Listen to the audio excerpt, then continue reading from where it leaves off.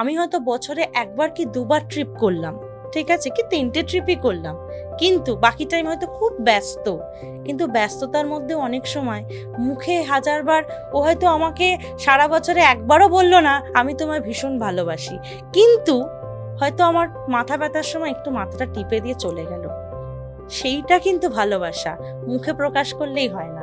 তো আমি এই ক্ষেত্রে, এটা সব ওয়াইফদের ক্ষেত্রেই, এটা আমার থেকে একটা মেসেজ, বা সব হাজব্যান্ড ওয়াইফদের ক্ষেত্রে, আন্ডারস্ট্যান্ডিংটা অবশ্যই দরকার, কেয়ারিং ফিলটাও দরকার, কিন্তু এই এক্সপেকটেশনটা রাখাটা বোধহয় বাড়াবাড়ি, যে আমাকে সবসময় একটা আলাদা করে স্পেশাল ফিল করাতে হবে, একটা আলাদা করে স্পেশাল টাইম দিতে হবে।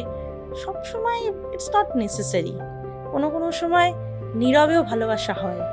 কোনো সময় হয়তো আমার হয়তো কিছু খাওয়া বারণ, সেটা খাচ্ছি, সেটা গিয়েও সবার সামনেই হয়তো বকুনি দিল আমায়, এটা খেও না, এটা খেলে প্রবলেম হবে। হয়তো সবাই ভাবলো হাজবেন্ডটা কি ডমিনেটিং, এতেও বারণ করছে, বাট না, ওটা কিন্তু ভালোবাসা। কারণ আমার ওটা খেলে প্রবলেম হবে, ও কিন্তু ওটাই বলছে, হয়তো সবার সামনে রিয়াক্ট করে বললো, না হলে হয়তো আমি খেয়ে নিতাম। উদ্দেশ্যটা আসল। উদ্দেশ্যটা আসলে